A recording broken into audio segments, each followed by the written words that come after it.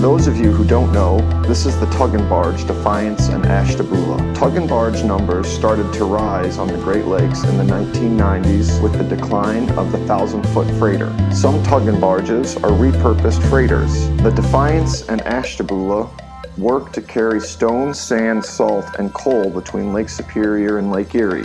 These are raw materials that are pulled out of the earth up north and sent south to be refined into materials that are more useful to you, the consumer. Your job as a consumer is to decide how many different new things you need so we can better understand how much refining is required, thus maybe start taking less raw material, and we can stop honing the earth so hard in your name. It's also our job as consumers in a free market to be constantly working to redefine what we value, therefore what society values and what employers value. If the goal is to make a product cheaply and sell it for way more and get many people to buy it, then we will always be underachieving our capabilities and potentials. While finding concrete solutions to this is difficult, most knowledge on a subject such as this say that changing the things we value, we might be able to change the way we live without destroying the financial stability that we now enjoy.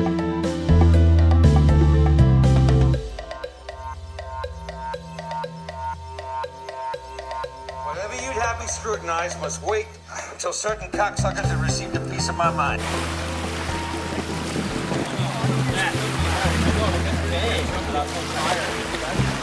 It's like got too many stickers on it. You know, one window's bashed out. Like one of those ones that like, it goes side to side. One of those stickers on. Yeah, Janky's better. I like Janky, but Janky maybe. Janky's not a word. Janky's like someone's. Dude, Janky's totally a word. Totally a word. I like Janky. Not for him being a joke. Like the band being joke. We drove it off the Janky. Where's your shoes? I thought I broke my foot. He's at the beach, dude. He's on the water. I'm at the beach. I had my. I can't remember. I had my work attire. I got my work boots and stuff. How about you changing your pooping?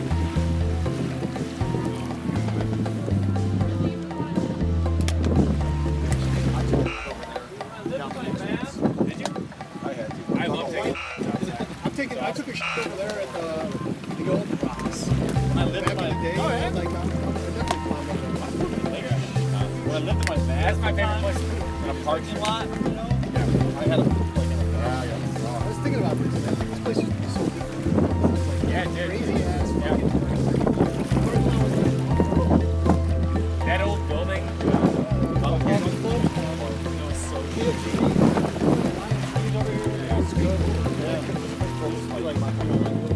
Oh really? Yeah, you can film from the roof. Film from inside. The first time I ever came here, I met this guy, and he let me inside. Well, I mean, look, it's a pretty bro-y culture, right? I mean, I'm not gonna. People have been super welcoming and kind, but the fact is, like, there are a lot of bros.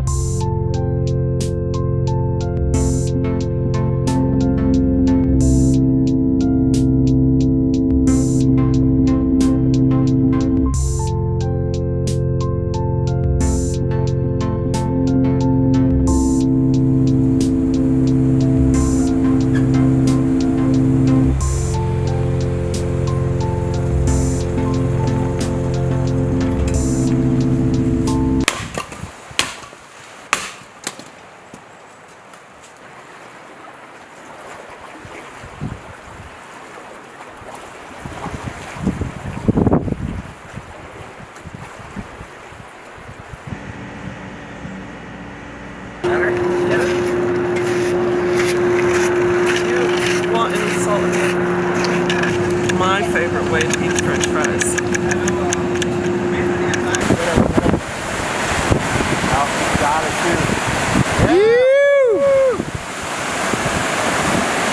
But all we could find was little tinies. Okay. My granddaughters and myself and my son-in-law. I'm a cook. Oh yeah? Yeah, I cooked at the school for 28 years. It is a craft. I guess you have to know, you have to have everything done at a certain time, so I suppose. Yeah. My son is an artist, though. He teaches art in Celine. These are Petoskey stones here. Are you familiar with them at all? I am a little bit, yeah. And look at this. This is just one-sided. Now, you would not know that's a Petoskey stone if you went to look for it. Isn't that cool? Coral. It's a fossil. It's a fossil that's formed. Maybe I can show you one better. Because it's over. Go swim now, break up in the end. Not big country one. It's not coral at all. It's just a fossil but you can't really tell unless they're wet. That see, they're a little bit fossily there, but it still doesn't show the Petoskey. The making of the Mackinac Bridge 62 years ago. And that's something. It's one of a kind picture too. The birch wallpaper's good. Every little branch is red willow, and it's all tacked in individual. And 3 Native Americans and 1 wife did it. Okay. It has been owned 62 years by the family. And I'll show you a picture why it was built when you come around to the front. He won't even sell it. Yeah, and then if you look behind you, we got some pictures back there that aren't for sale of the bridge and of our carryover. Oh yeah. Sorry about the shirts.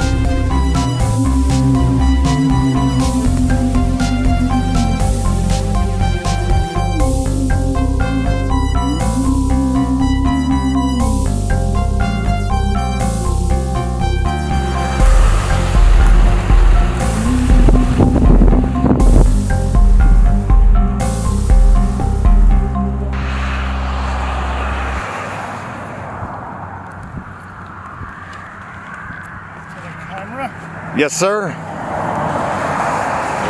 Whitefish, you're sitting where the shack is at Whitefish, you're like 400 yards from the tip, like 200 yards from the closest water.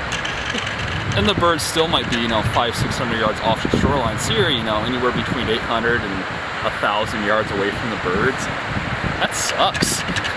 So this is the longest running standardized protocol count on Lake Michigan. And it was the first one. It's just a standardized protocol for counting things, so you can compare the data year to year. And right now, with the increased levels of pollution going on in the lake, the offshore wind development threats, like all this sort of stuff, when you have no data, you can't prove anything. If there's no standardized data, then go, well, how do you even know it's here? Well, no, we see them, but let's see some data. And you'd be like, well, no, let's see, we were out this day. It's like, well, is that normal? If you randomly come out here on a great day and you have 1,200 Bonaparte skulls fly by, is that a great day? Is that an average day? Is this a key spot in their migration or not? So that's why you have to do these standardized counts to get something. If it's August or September, there's no reason why a frigate bird couldn't just work its way through the Great Lakes and head out through the East Coast. Once it's on here, and if it's already flown from like Kansas to Lake Michigan, there's no reason why it couldn't just jump Lake Michigan to Lake Erie. And once you're on Lake Erie, you're on the ocean. Yeah, like the heaviest bird or largest wingspan would be American white pelicans. They have like an 8-foot wingspan. But if you're getting technical and you're getting to like wing load or wing to body size ratio, then I mean, like, common loons are like the heaviest flying water bird around. Sustoria with the river gets more birds than like New Buffalo. And also, if you look on an aerial map of Lake Michigan, you can see that the shoreline bows in. I mean, you can see it with the naked eye, but it bows in quite a lot. So just like St. Joe sticks out in the lake a little bit more than places further north. And a lot of the birds, you know, instead of following the shoreline, they cut the angles. Rarest would probably be like piping plover, because the interior population's small and it's in danger. But as far as like location and vagrancy like that, it's had the first state record royal tern. Well, that was up at Clock, but flew past here, and that was in July, so it wasn't during the count. And then like second state record, first photographed glaucous-winged gull for the state. That's a bird from the Pacific Ocean. Then I've had two ancient murrelets out here. That's a little tiny, kind of like a penguin that can fly, and that's from the northern Pacific. I've had two of those out here, and then 3 frigate birds. There's been 4 frigate birds total out here. I found a black-headed gull out here. Was that a few years ago, like 2011? That's a bird from Europe that nests in like Newfoundland up in there and occasionally drifts into Lake Michigan. And had a dove-key fly by out here. That's a little small alcid, kind of like a penguin that can fly. That's from the Atlantic. I've had a gannet fly by out here. That's another bird from the Atlantic. That's in the booby family, so it's sulid. 218 southbound common loons last fall. That's a low number. And this fall will probably be even lower the way it's going. See, I had 117 common loons last fall in October. I think I'm at like a dozen for this year. Truck telling. 7 days a week, 8 hours a day from August 20th through November 30th. So it's like 103 days in a row is the season. And that's about average for most counts. The only time I'm not out here is lightning. It's a Saturday morning, there was lightning. It was wonderful. It was a good morning.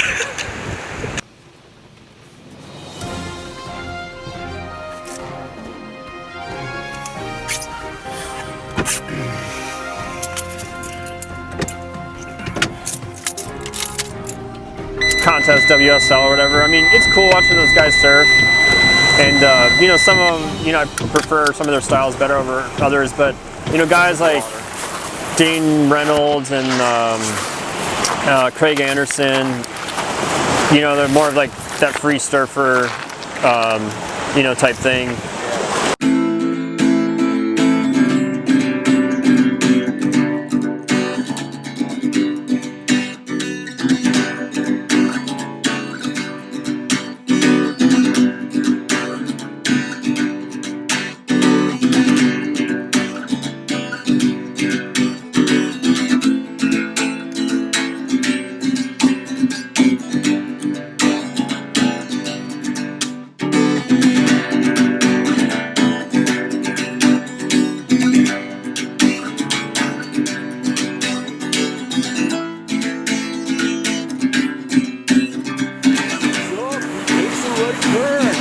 He's breaking into shore, and he sees something. Oh, and out he goes!